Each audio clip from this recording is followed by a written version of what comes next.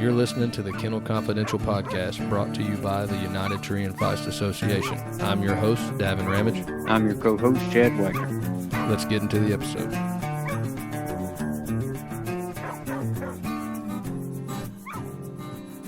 Welcome back, podcast listeners, to another episode of the Kennel Confidential podcast.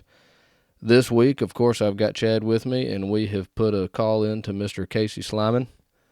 Going to talk to him about his dogs, his history, his family, and everything that he wants to teach us. Casey, Chad, you there? Yes, sir. Hello, Yes. Mr. How y'all doing? Doing pretty good. Chad got to go squirrel hunting this morning, so he's doing better than I am. I had to work. Yeah, Casey got to go squirrel hunting too because I called him this morning. He was getting ready to cut a dog loose, and I just killed my first squirrel. So I'm the only working one here, I guess. I'm blessed with a job that allows me to be able to hunt about every morning. That is a blessing. I'm self-employed, and I always try to work my schedule around that way so that I can do that. And just ask Chad. It never works. He'll call me, did you go today? Nope, didn't work out.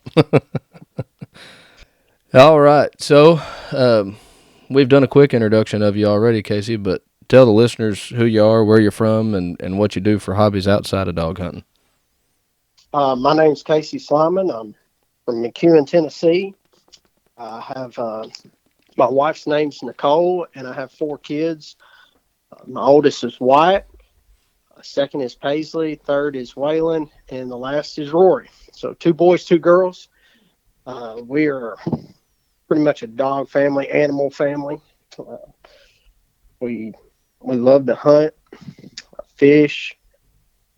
We farm a lot. We do 1,050 acres of row crop.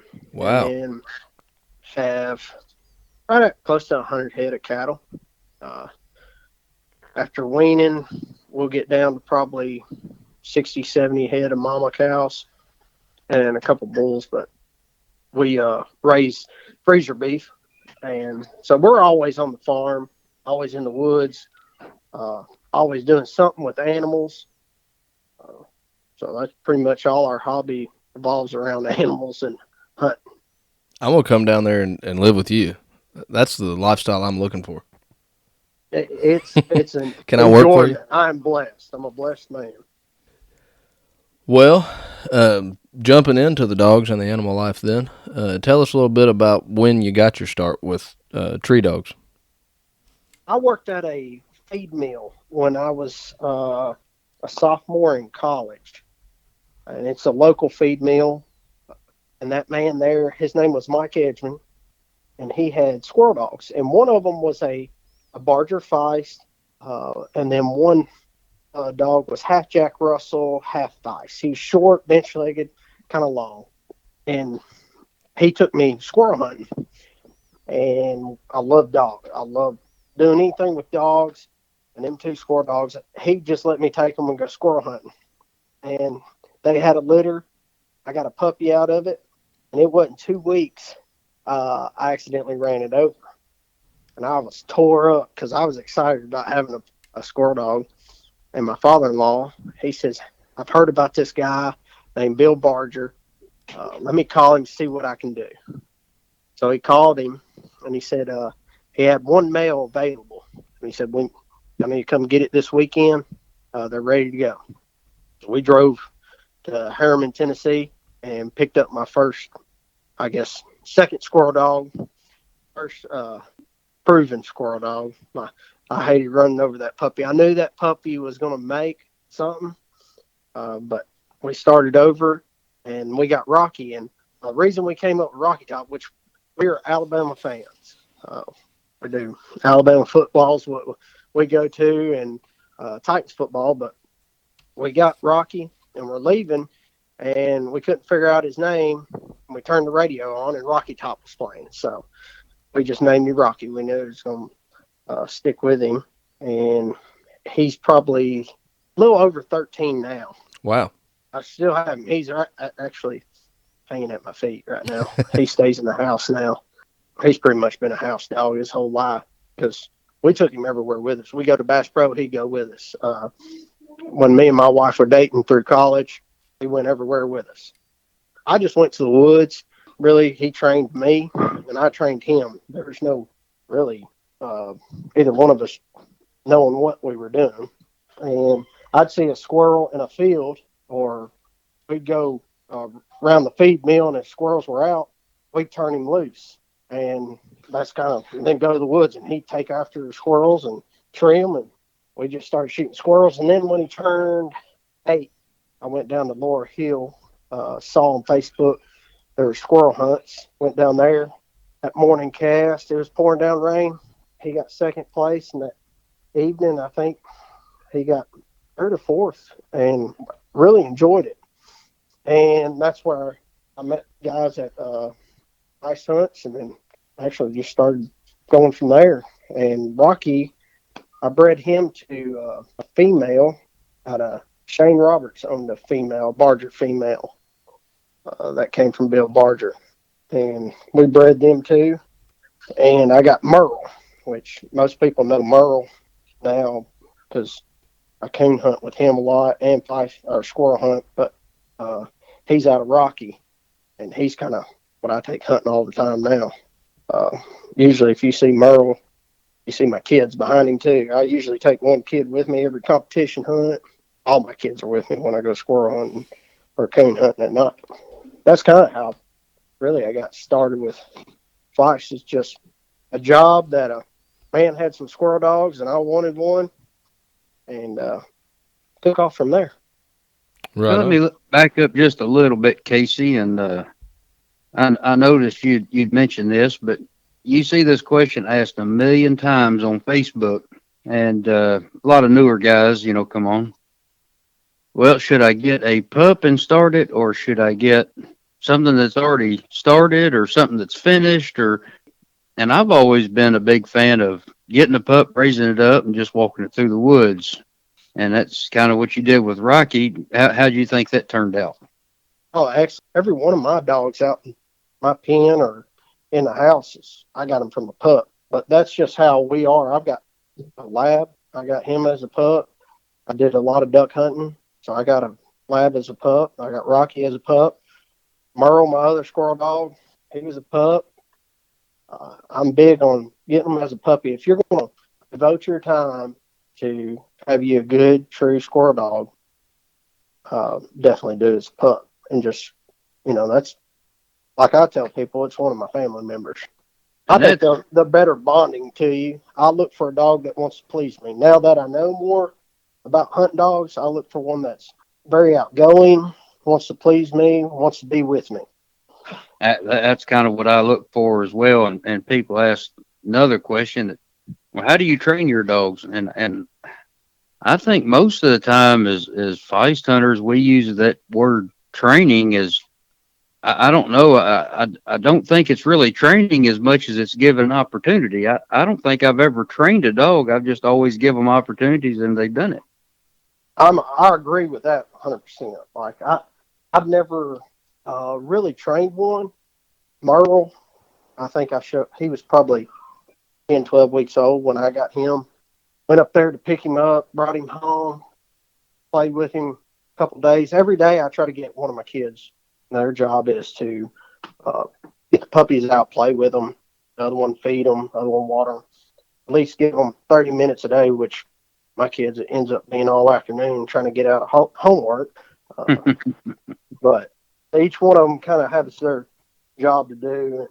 And I think, just giving them that opportunity. And as a pup, we might drag a squirrel hide around or something like that. And then the rest of the time is go to the woods. And we might catch a squirrel that's getting in the chicken coop or something and show them a live squirrel in a tube. But other than that, it's exactly what you said, opportunities in the woods. And then getting back to Rocky and Merle, I know you'd mentioned, hunt down at Laurel Hill. What are some of the other accomplishments that you accomplished with Rocky? Rocky, he was Tennessee State, NKC Tennessee State champion. And then he's a grand champion NKC, which I started him at 8 and then by 10. So he had 2 years there. We did just NKC feist and cur hunts. and those were held at Lower Hill. Never really took him anywhere else. I took him to a Kentucky hunt in KC when grinding him out, and he won that champion class and got a win towards his grand. Then I bred him and got Merle, and he really took off there. I think it was the NFBA for NKC, and he had a couple third places at them, a fourth. He made world trend champion in 2019. So he's had a few titles put on him, pretty good, like third in the Louisiana State, fourth in the Georgia, and then I got Merle pretty quick. Merle, I started him at 6 months old in comp hunts, which was probably too early. How'd he do at He 6 months old? Did you have a lot of success at all? well, first uh, hunt he won. That evening he won first place. Took him to Watertown, won his cast. And he was squirrel champion. I think it was 100 points in a win, I think, in NKC. So I championed him out in it was like 3 hunts. I was going to say, it sounds like it wasn't too early. Well, I just, I kind of like to have he started training at 5 months old. And Kevin Williams and Jacob Williams was with me. Kevin Williams owned a jammer that Keith Peebles owns now. And we had Rocky and Jammer. It was leaves were on the trees. It was actually probably hot. And Merle was just 5 months old, playing at our feet. Didn't have a care in the world. He's living it up. He's a puppy hanging out with 3 people. And Jacob, young boy, he was probably 15, 16. He was always playing with him. And Rocky and Jammer were off treeing, trying to get treed. It was hot that day. And Merle goes over to a cedar tree about 30 yards, looks up it and barks a few times. I was like, well, look at him there. He saw a bird or something. And he came back to me, went back to sniffing and went back over there and just bellied up on it and started treeing. And I'm like, well, so I wonder what. I don't see no squirrels. The cedar tree was not that really big. And Jacob goes over there and there was a vine on it, yanks that vine, and the squirrel came out and hit the ground. Well, Merle and that squirrel took off, and he caught that squirrel, and that squirrel bit him, and it was over from then.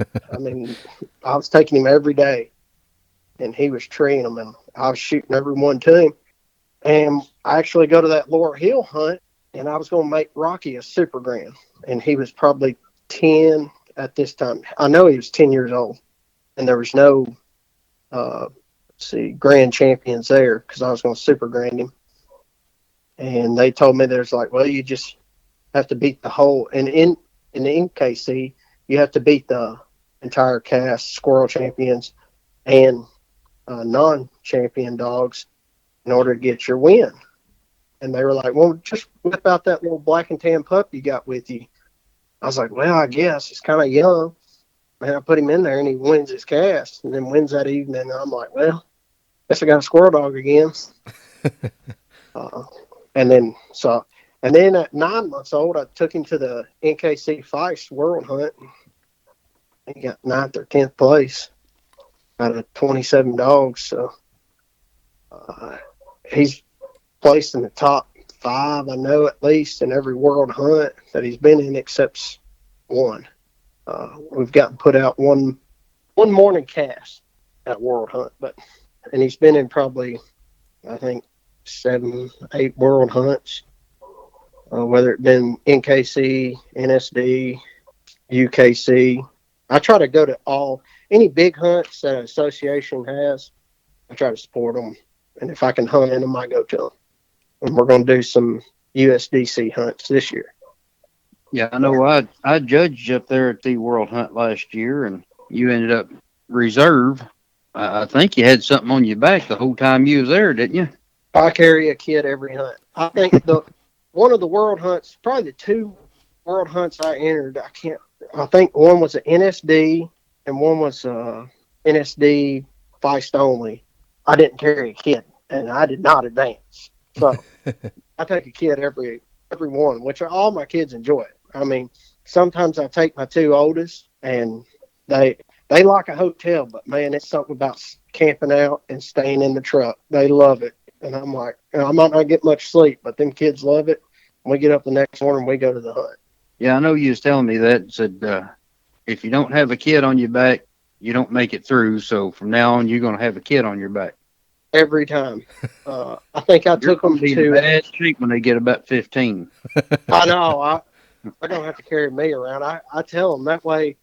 I've got it planned out. When I get about 90 or 80, if I make it that long, I at least got four of them. They can carry me around in a wheelchair on their back or something, so I can keep on hunting.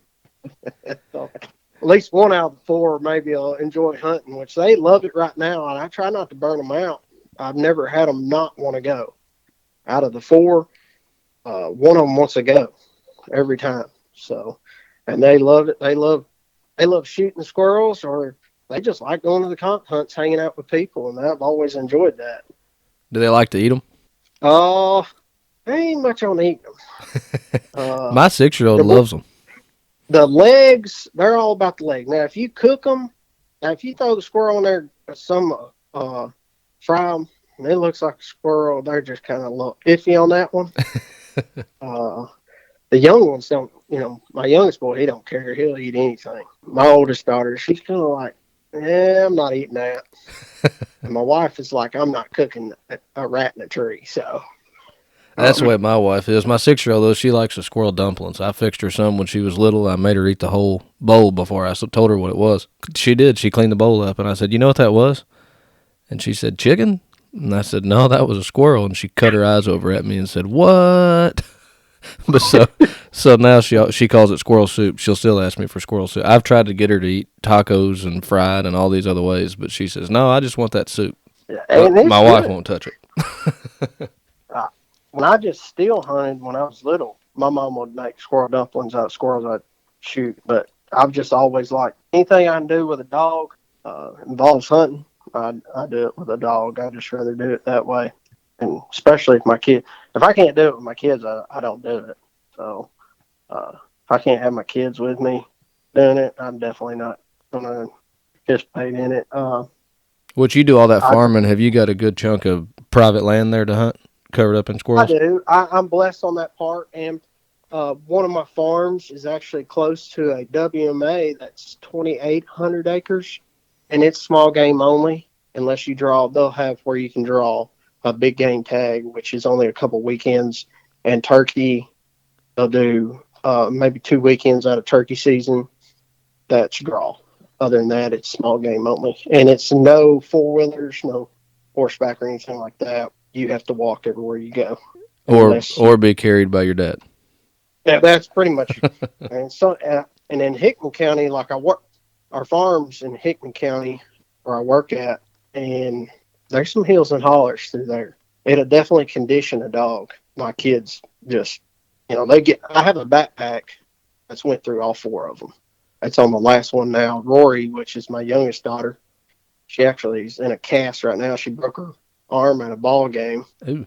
but she's good and she's still fitting that backpack. So I know that thing's gonna last me another couple years. So it's made it about 7 years, 8 years. You may need to hold that backpack up next time on the podium and see if you can't get a sponsorship there.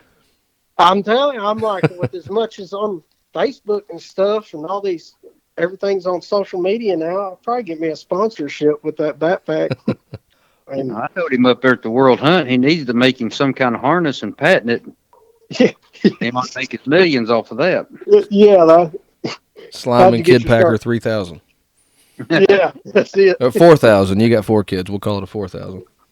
And my two oldest, they're past the carrying point. Usually it's Mike Perry or Sweet Pea from Lawrenceburg. They usually stay to the end of the hunt at the last cast or the midday cast. Both of them, I feel bad because they end up babysitting my two oldest. They hang with us, and if we get branched off, dogs split treat everywhere. My kids will stay with Sweet Pea or Mike Perry. it's and they're like, well, I guess I'll just babysit if I don't make it, huh? And I was like, well, I'll just stay later if I don't make it and just support you. Well, is it a paid gig? Do they get paid? I should pay them. I really do. If I'm out on lunch, if we go out on lunch in the middle of the day or something, I try to buy their meal or something for them because they're always. I mean, they're like, "Hey, just let them hang with me while y'all go to your tree or something," you know. And it's usually when it gets down to that last 30 minutes of the cast, and I've got a kid on my shoulders or one standing at my side, and it's like, "Oh boy, you're going to have to really get it because we're going to have to get to these dogs." Uh, and it's adrenaline rush, and we love it. They love it. My two oldest, I entered a 9-dog shootout in Shelbyville, Tennessee, and that part of Tennessee, Middle Tennessee, like East Middle Tennessee, has a lot of coons. And Heath Denny was, I think, putting on the 9-dog shootout, and we got there later in the afternoon. It was probably 7, and we ended up going coon hunting. And I think we went coon hunting till about 1 or 2 in the morning and couldn't find a hotel. I was like, kids, well, I've got to sleep. We got to hunt in the morning. I said, we got to find a hotel. I went to 8 different hotels. None of them had rooms available.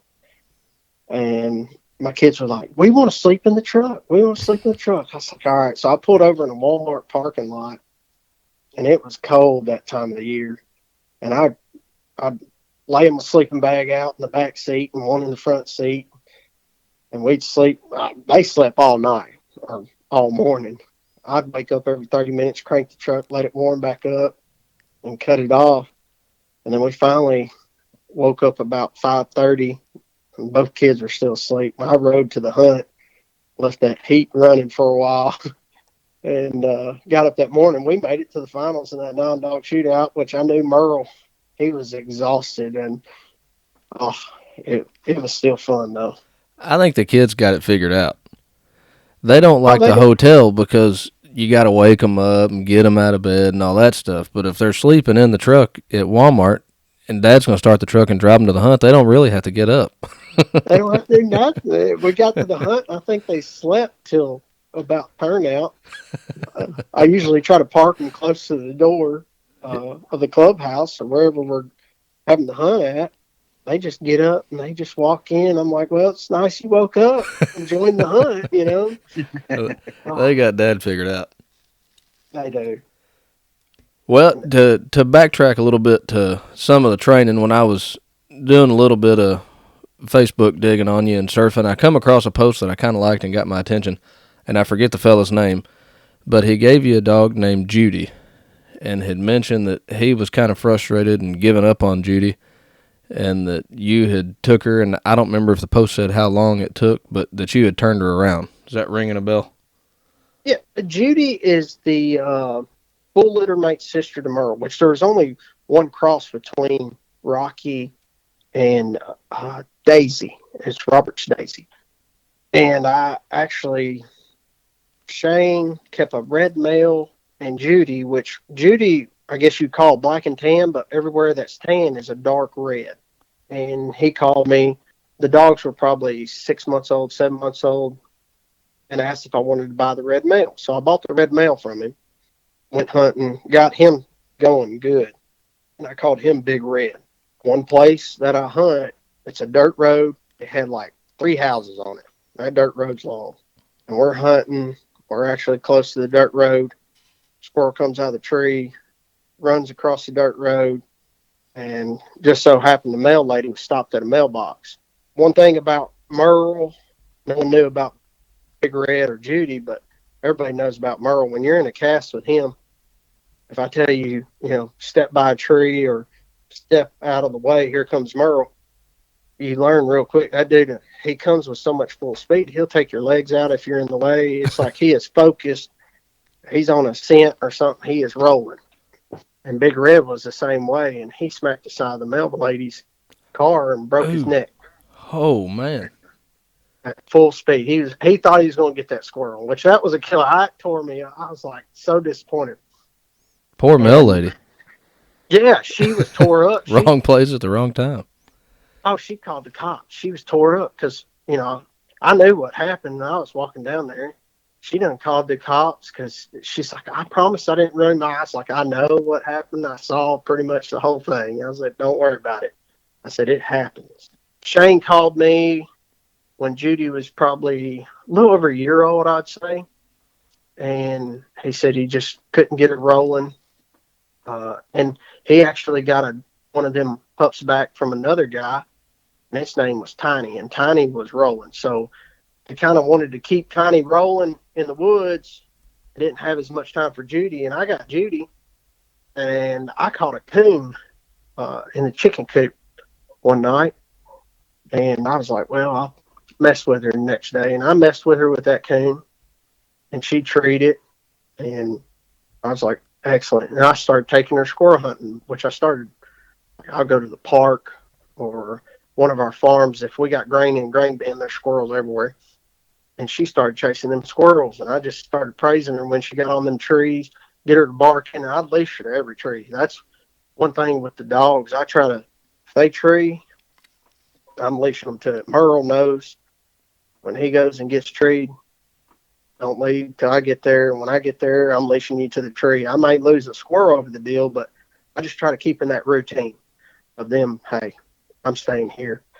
I worked with her with that coon, got her on them squirrels, which I was taking her about every day. And it's just like light bulb went off in her head, and she was going and getting treed quick. And I was having to, I let her out of the pen, and she wouldn't want nothing to do with the kids in the yard or nothing. She was going and getting treed, and I was having to go get her out of neighbors' yards and stuff. And I called Shane. I was like, look, I'm going to sell her. She's a started squirrel dog and everything. I said, but I got Merle, and she's good to go. And I sold her back to him, and he was questioning me. He's like, man, you're just going to sell her a squirrel dog back to me? I was like, well, I want you to have her back. You know, I know you want to keep her bloodline and stuff because Daisy passed away. So I was trying to keep that bloodline to him. And I tried to, if Rocky, something happens to Rocky, I'm glad I got Merle. And I wouldn't mind having another dog out of Rocky because Rocky's getting up in age, and that just kind of keeps my bloodline around. Right. And so I sold her back to him, and he couldn't believe she'll go and get treated. She's not real as fast as Merle, but she's pretty good. I liked her. Well, that's kind of what I was wondering. What she looked like when she started in the process, and it sounds like the process was just exposure, exposure, exposure is all she needed. That's all it is. I have a female out of Dexter. That was the same way with that pup. I just take them wherever the squirrels are.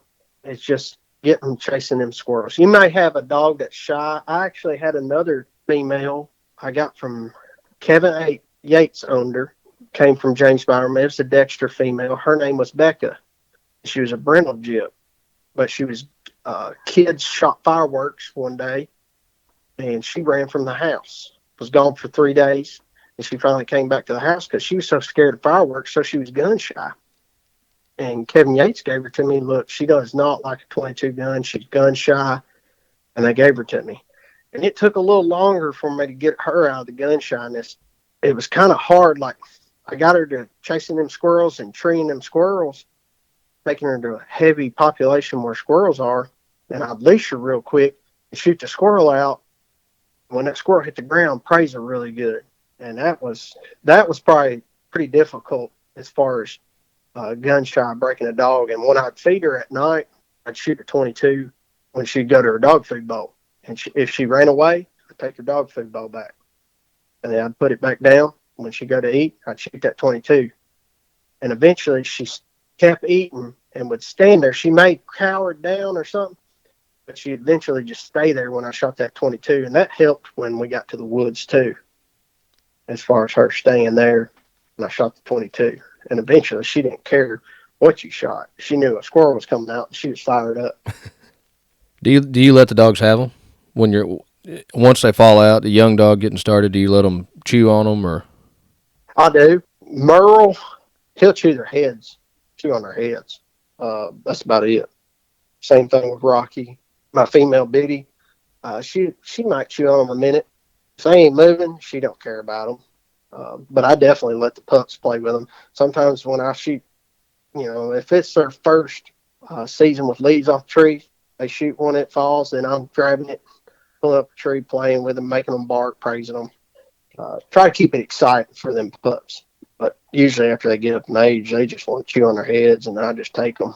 I got one old man that likes squirrels, and he likes me to skin them with the heads on them, keep the heads on them. And I'm like, yeah, what? You can have them. I'll do it for you. You can have all you want. And so I try to save some for him, so he can have the whole heads. Yeah, I think a lot of people give up on dogs way too early. A lot of the times. They do. A lot of people may have sports hobbies. I tell people, like, look, just give them that first year of you every day, messing with them, take them to the woods, doing something with them. It don't have to be necessarily taking them to the woods, but you're doing something every day with them, and you'll have a squirrel dog. You know how the potential of fun to get up and go, like people unleash them, they're gone. It may not have that, but it'll be one you can go out and you and your kids, or you and some buddies, or just you can go and get a limit of squirrels. I mean, when I go pleasure hunting, Merle sometimes he's geared so high. Sometimes I like to use Biddy, my female, a little closer hunting. She's not as amped up, and I got a buddy that has a female out of Rocky and Biddy. She is the best pleasure dog. I mean, we turn her loose. We're not having to kill ourselves going to the top of the ridge, down the ridge. He has her where she's trained. If we're on top of the ridge, she's going to at least stay around that ridge. And then when we get down the bottom, she's going to stay to the bottom. And she's a great pleasure dog. I mean, we've shot, uh, she probably shot 350 squirrels to her last year. We'd go hunting together, and he's like, "You going to get Merle?" I'm like, "No, it's just not her. I just want to, take a casual walk without having to go up the hill, down the hill, wherever." And Well, even in competition, you don't have to have that unsnap, go deep. You don't necessarily have to have that to competition hunt either, but I can see where it helps sometimes, but you don't necessarily have to have that. No, you don't. That's what I tell people. My buddy that Matt that has that little female out of Rocky and Biddy, her name's Bitsy. He went to some comp hunts with me. He's like, "Man, my dog can do this." I'm like, "Man, comp hunts are, people just blow that out of perspective." I said, what I go to comp hunts for is to see other dogs work and just the people. Uh, and get my kids out. I mean, you get to hunt different places, different territories. So like we go to Indiana, we go all over the southeast, and it just gives you the opportunity to see other terrain and learn about other people. And I've gotten to know quite a few people. I'm actually going to go to Indiana. I went to Assessor to a comp hunt, met a guy there, and he wants to go coon hunting, squirrel hunting. So I'm going to go stay in the Airbnb, and we're going to go up there and we're going to coon hunt and squirrel hunt for a weekend. are you Now packing a you kid? coon hunt and squirrel hunt, Merle both, right? Yes, I did Rocky too. I'm not a huge Facebook guy, so there's not tons of pictures as much as Rocky. About the only pictures you see of Rocky on Facebook is usually when my wife's family photos, or she's always taking pictures and posting them of him. Uh, but I'm not a huge Facebook person, so you don't see as much as him, and you don't see a ton of Merle because I just don't post a lot. But I coon hunted Rocky a lot because some tracts of land that I got, maybe 70, 100 acres. Coon dog, when they get on one track, that's why their mindset's set on that one track. They're going to find that coon trim. Rocky and Merle, I mean, some nights it's like squirrel hunting. I took a buddy, JP Hart, and his oldest two. We went coon hunting with my oldest, and we treed three coons. I was back at the house by 10:30. It's kind of some nights like squirrel hunting on small tracts of land or even big tracts of land, but where mostly you can't turn a hound loose that's going to get out and get on someone else's land if you're worried about that. That's why I like hunting them fast, and not many people even coon hunt anymore. I guess all the people that worry about combo hunting dogs messing them up, with Merle's success and Rocky's success, that's a pretty good testament to that's not going to mess them up. It doesn't hurt them at all. People have asked me that a million times, and I'm like, look, how you do things may mess them up. I'm not saying do it. I said, I'm just telling you what I do. When I turn my dog loose at night, I tell him to go find a coon.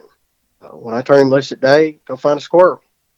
Now, he may treat, there's been probably 3 competition hunts that he's treated coon. And it's actually been them 3 hunts, I think, were no squirrels moving. And it was like, one was an NKC hunt, and it was after an hour and a half he treated coon. Like, he was like, man, there ain't no squirrels moving. And he finally treated coon, big old boar coon. And he about caught the thing. Merle had a problem. He about climbed the tree. If that coon's coming down, he'll go meet that coon. He's not scared of nothing. Neither was Rocky. That's his problem. They both think they're 9 foot tall and bulletproof. Yeah, I don't think it messes with them. But I treat coon hunting like I do the squirrel hunting. When he goes in trees, I leash him to the tree and shoot the coon out. Well, and is Yeah, that you was something? talking about Cesar a minute ago. I hunted up there, and first tree that Bo had made was a coon. Then last year at the UKC World Hunt, we had a dead cast. The only thing that was treed was a coon. Bo treed a coon on that cast. It was let's see, UKC World Hunt treated coon. When I was in Chester, Illinois, it was hard not to tree a coon in or Indiana and Illinois. Both times I went up there, we treated coon, which we were driving to our spot to cast out, and the big old coon came across the road. It seems like up north they got more coons than Tennessee. I've threatened to switch and start coon hunting some, but I don't believe I'll ever will. Not that I think it'll mess him up. It's just that I don't want to be out there all night. And a lot of people have asked me that. I didn't want to be out till 1 or 2 in the morning. They did that in their younger days. And I'm like, man, I'm home. 90% of the time, we're home by 10 o'clock. Because a lot of times we hunt during the weekdays. By the time the kids get home from school, do their homework, we probably don't have that much of daylight left. So when we go hunting, especially if a comp hunt's coming, we're going to work a dog, regardless if it's day or not. That dog needs to be out in them woods and hunting. And I've had him tree squirrels at night. You look on them thermals now, and flying squirrels are everywhere. People don't realize how many flying squirrels there is. I think in NKC, them things count. So I've had him tree flying squirrels, and I've had him tree a nest, and you could see the squirrel in the nest. So he still trees squirrels at night, but he's going to tree a bunch of coons too if they're moving. Have you ever tried him in any competition night hunts? I hadn't. This past weekend was a Claude Thomas World Hunt, and I wanted to go up there bad and do the squirrel hunt and the coon hunt, but I just got back from South Dakota for a week hunting trip, and I have to get the rest of the crop out of the field, and Work always gets in the way. like we got to get you got to prioritize sometimes in life. So I figure I better stay home. But I'm gonna do. I think there's another one that might be coming up. Coon hunt. I'm gonna put him in one. The problem is I guess if you get points for striking, he's gonna get ate up. Because I'd have to strike him, I guess, right when he trees, and then tree him 3 barks later or something. Because usually he don't ever really bark on the ground or nothing. He don't bark on track. Usually at night, he just slams the tree and starts treeing. And sometimes if you hear a squeal or something, you better be getting running. You better get there because he's already caught the coon before he got up the tree. That's pretty cool. So on your breeding, I know you talked about you bred Rocky and got that litter out of Merle, and that was the only time. That the only time Rocky was bred? I had 2 females. Their names are Barger's Crimson and Barger's Aggie, and I bred them to Rocky. There's a handful of people that I know that hunt that's got pups out of them that really love them, and I've been with them. They're really good. Rocky's probably been bred, 5 or 6 times, not a lot. The last cross Rocky's made is Matt Cozart's Jane. It's actually Jane is a sister to Pig that Ken Isley owns. We bred Rocky to her. She has 3 pups, and that's the last litter out of Rocky. And I think them 3 are showing really good potential. Um, but I never bred Rocky that much. Now Merle, he's probably been bred 10 times already, and I've not had a litter yet that didn't produce squirrel dogs. They've come out, you know, ready to go. I've had good luck with them. I actually have a buddy. He's not a big Facebook guy. His name's Woody Long. He's on Facebook some. He's an older gentleman that is retired, and he has a cabin in Missouri, close to Mark Twain National Forest, and hunts in Arkansas too, and Tennessee. That's pretty much what he does is squirrel hunt. He has a jip that's out of Merle, and she's really nice. And his buddy has one out of a different litter in Arkansas that he loves her to death. He's had really good success. And they're popping up, here and there. Not a lot of Facebook people, so you probably don't see them as much right now. I don't. Maybe you told us how old is Merle? 4. He's pretty young still. I haven't went to any comp hunts this year. I'll start going to them soon, but I really ain't pushed him really hard. I try to go at least 5 to 10 hunts a year. I like to get up close to that 10 mark, but last year I think it was like 5. The year before that was 7. That's why I try big hunts. I try to participate, try to support everybody. So I'll hit the big hunts, but I'll probably push him pretty hard next year. He'll be 5 next year. Let's see, April 29th. It's his birthday. He gets better every year. He's kind of like Rocky. Rocky got better every year. It seemed, whether it was more squirrels or what, but it seems like every year they get better and improve. They're about like we are, I believe. They just learn different tricks. That's it. Like when Merle was probably 1, 2 years old, right in that mark. I got some buddies that love to squirrel hunt with dogs. Again, they're not Facebook people. They're not going to go to competition hunts, but they know the competition stuff. And one of them was like, "I'll handle Merle and you handle Rocky, and we're going to do this like a comp hunt." And we turned them both loose, and Merle was popping them squirrels off right at the start. I think he had 2 or 3 squirrels. And Rocky, he's up in age then. I think he was like 11. He got one holler, and it's like Rocky, 4 trees in a row had a squirrel. We popped out 4 squirrels. And that old man came back and showed that young boy what it was all about.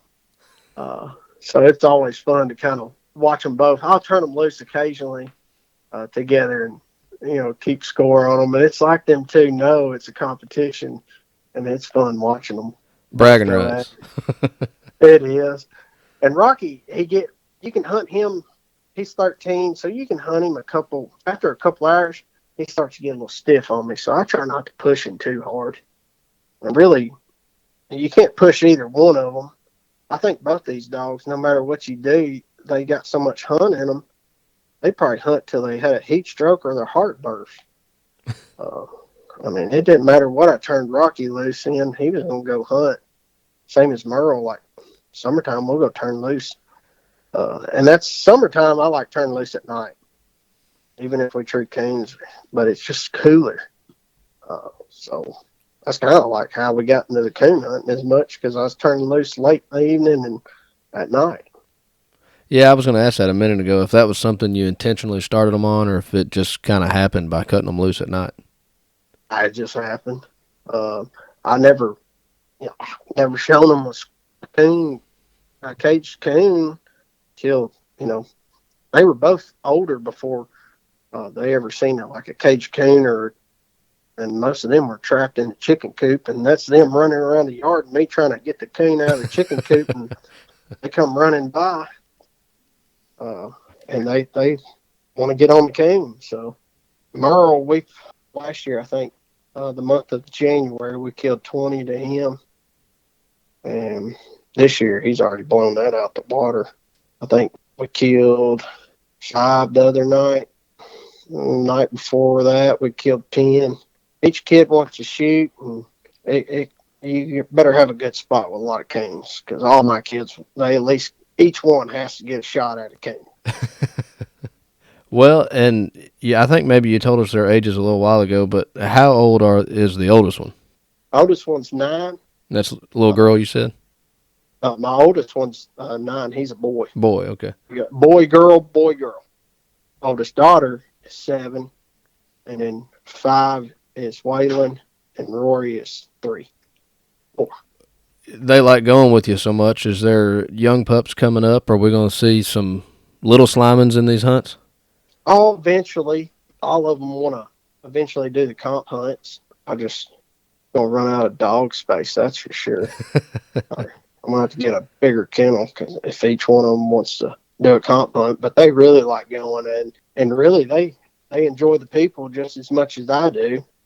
Usually I can go to a hunt when we're at the clubhouse or something. My kid's hardly with me. They're hanging out with this person over here, going over here, hanging out with that person. They'll come to me for some money or something, and get some lunch, but then they're back off talking to whoever. Well, that's cool though to get the kids involved and then be that excited about it. My kids are well. I've got like I said, I got a 6-year-old, but we had 2 at a time, so I've got another little boy and my 6-year-old's little girl, and then I've got a 15-month-old little boy and a 15-month-old little girl. When anytime Chad's wanting to go hunting or something like that, and I'm no, kids this, kids that, he tells me, well, Casey packs his kids. I've and that's kind of like I want to do something, but also like if I can take them hunting and my wife needs to do something at work, so I try to make it where I never want them to hold me up from doing something, and I never want to hold them up from doing something, but I also want to teach them. And so sometimes I just have to suck it up and carry a kid on my back, and come after the first couple times doing it with my oldest son, and it's like, man, this is just how we are now. I've always wanted to make an emblem for your kennel or something. I'd love to have an emblem of a tree with a dog treeing on it, but somehow a dude with a kid on his back. But it just helps them enjoy it too, because I think working dogs sometimes can be a dying breed, and then sometimes when guys have dogs, their direction is just that dog and not that direction of, hey, after this dog's gone or after we get older, our kid's going to want to do this and make it bigger. Not so, just keep the tradition going. Because squirrel season around my house, when it opens up, my kids are asking a month before then, or if it's a while we ain't turned loose, Daddy, when we going squirrel hunting? That's what I'm trying to build in mind. I've almost got her worked up to. She told me that she wanted to go to the competition hunts, and there's been a couple in Hardin already this year, just up the road from us. And I ask her every time, and it's no, not this time, or no, not that time. But then I'll be taking her to school, and she'll be talking about the hunt, and I'll say, "Well, you want to go with me next time?" "Yeah, I'll go." And then the night before, "You gonna go with me in the morning?" "No, not this time." I'm trying to Yeah, get her going on the bench. I like the bench show, and she sees me get out in the garage and mess with the pup, and I'm trying to at least get her interested in that part because somebody can bring her to the clubhouse and drop her off if she doesn't want to get up early, and get her to do the bench show, and then somebody can take her home when it's over. I'm trying to get her into it slowly. At the same time, I don't want to drag her to it and then her resent me the whole time, because then she'll never like it. and that's what I've liked about the bench and the training contest, which I know training contests can't be some states against live animal in a cage and a dog treeing and stuff, so it kind of hurts on that. But that's always gave your kids and guys that necessarily can't go walk on them casts no more, but they still do that bench show and that training competition with their dog, and that just kind of keeps the fire going in the kids that can't do it. And that's why I've always been for the bench show and the training contest, because it's either helping it grow or keeping it going. Things get wrapped around just the hunt, but I try not to. If I do it, I do all the organizations. I go to all of them, but like ones that have the training contests and the bench show, that's really what's pushing them organizations to grow. Because you got to keep your like men that have already done it and women that have already done it that just they can't go out on them casts, but it keeps them coming to them hunts and enjoying the people, and then the kids doing the bench show and that training contest, and it helps it grow because eventually they'll be where they want to go out on a cast and run a dog.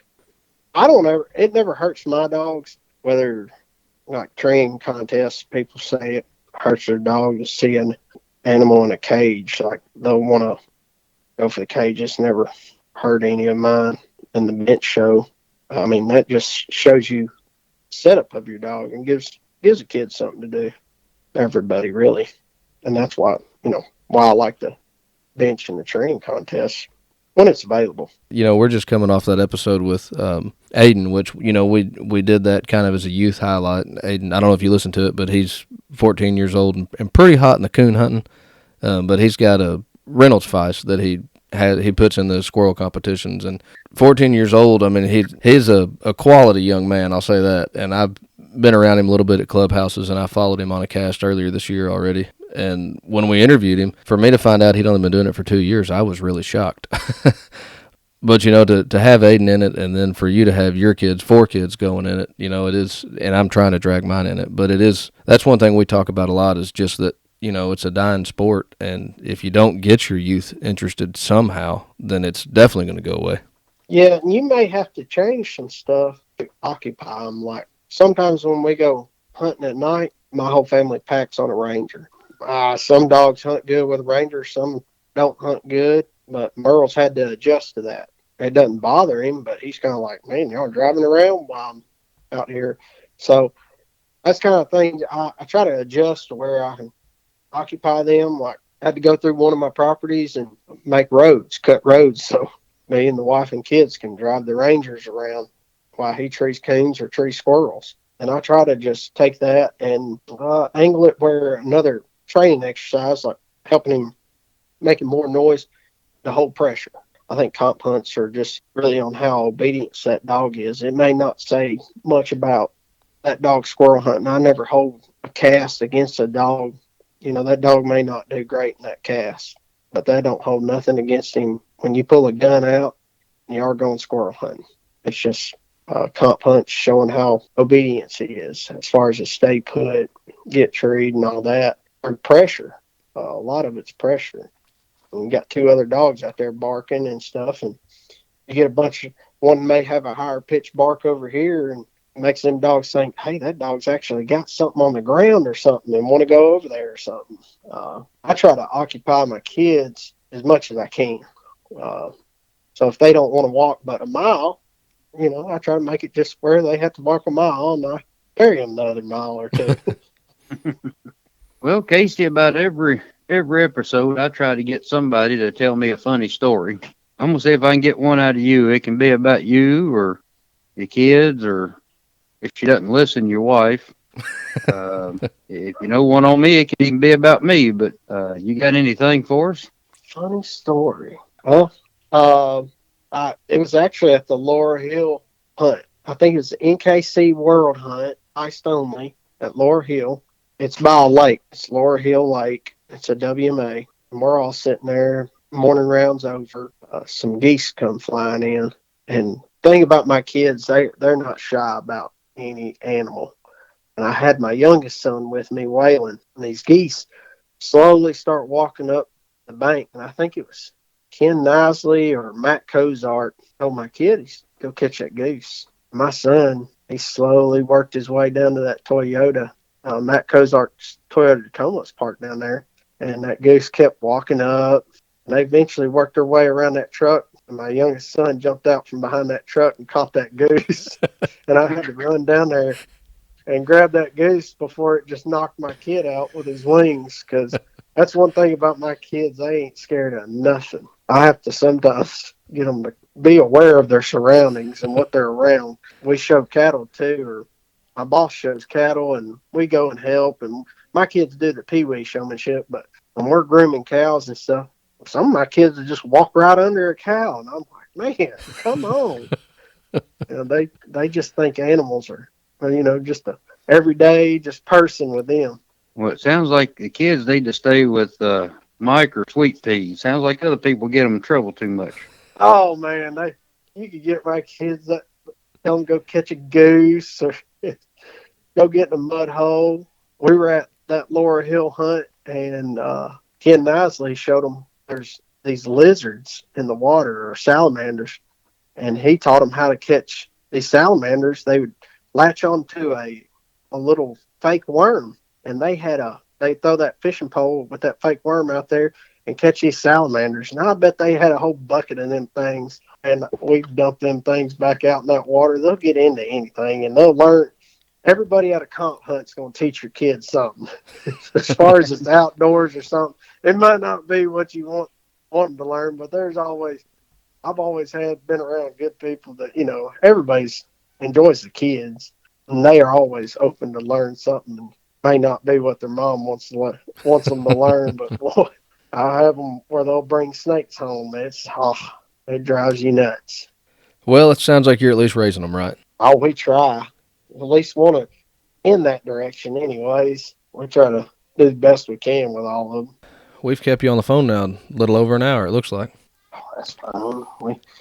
My wife probably is like, that's normal for her. Someone's always calling here, talking dogs, and that's just what we do. We talk dogs, enjoy it, talk kids. Well, we appreciate you coming on. I hadn't got to meet you in person yet. I hope to one day. But I have enjoyed the conversation and appreciate you coming on. I thank y'all. And we will definitely be, I do follow along with you on Facebook and keep on following along with you. And I don't know, I'm sure that as busy as you stay in the hunts, it's probably going to be the last time we talk to you. Hopefully.